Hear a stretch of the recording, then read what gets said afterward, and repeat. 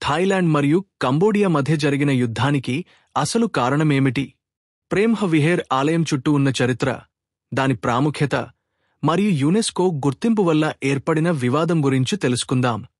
వివరాలలోకి వెళ్లే ముందు వీడియో లైక్ చేయండి మరియు సబ్స్క్రైబ్ చేయండి.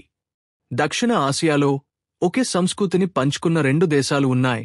అవి థాయిలాండ్ మరియు కంబోడియా. ఒక పురాతన ఆలయం వల్ల వారి మధ్య వార్ ఏర్పడింది. ఆలయ చరిత్ర మరియు ప్రయోజనాలు తెలుసుకుందాం.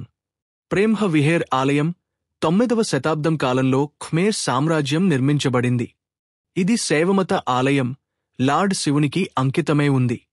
ఈ ఆలయం ప్రస్తుతం కంబోడియా దేశానికి చెందిన ఖమేర్ శైలిలో నిర్మించబడింది. యునెస్కో ప్రపంచ వారసత్వ ప్రదేశంగా 2008లో గుర్తింపు పొందింది.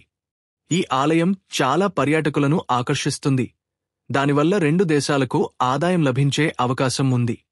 ఖమేర్ సంస్కృతి ప్రతీకగా నిలిచిన ఈ ఆలయం కంబోడియాకి చాలా ప్రతిష్టాత్మకంగా మారింది. ఇది కంబోడియా సార్వభౌమాధికారంకు చిహ్నంగా మారింది. యుద్ధానికి కారణాలు తెలుసుకుందాం. ఆలయం థాయిలాండ్ కంబోడియా సరిహద్దుకు చాలా దగ్గరలో ఉంది. దీనిపై యజమానత్వం విషయంలో స్పష్టత లేకపోవడంతో సమస్యలు ప్రారంభమయ్యాయి.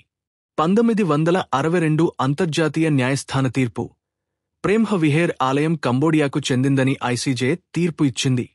అయితే ఆలయానికి వెళ్లే మార్గాలు థాయిలాండ్ వైపు ఉండడంతో థాయిలాండ్ ఆ తీర్పును పూర్తిగా అంగీకరించలేదు.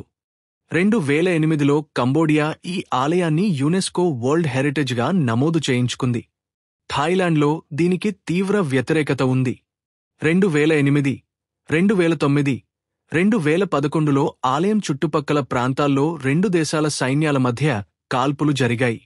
కొన్ని రాకెట్లు, భారీ ఆయుధాలు ఉపయోగించారు. రెండు దేశాల వైపు ప్రాణ నష్టం జరిగింది. రెండు దేశాల నాయకులు జాతీయవాద భావోద్వేగాలు పెంచుతూ ప్రజల మద్దతు పొందేందుకు ఈ వివాదాన్ని రాజకీయంగా ఉపయోగించుకున్నారు. ఫ్రాన్స్ గతంలో కంబోడియాను పాలించింది. అప్పటి పటాల ఆధారంగా కంబోడియా హక్కును ఆధారపరిచింది. థాయిలాండ్ దగ్గరి ఆధారాలు ఆలయం థాయిలాండ్ వైపు నుంచే ప్రవేశం ఉండటము. ఆలయం చుట్టూ ఉన్న ప్రాంతాన్ని థాయిలాండ్ సైన్యం, స్థానిక బౌద్ధులు వాడుతూ ఉండేవారు. ఆలయ సంరక్షణ, గుడి కార్యక్రమాలు కూడా నిర్వహించేది. థాయిలాండ్ ఫ్రెంచ్ వారు రూపొందించిన పటం యానెక్స్ పై అభ్యంతరం తెలిపింది. ఈ పటాన్ని తమ ప్రభుత్వం అంగీకరించలేదని, ఇది చెల్లదని వాదించారు. ఆ పటంలో ఆలయం కంబోడియా భాగంగా చూపబడింది. అందువల్ల ఆలయం కంబోడియాకు చెందినదే అని తుది తీర్పు ఇచ్చింది.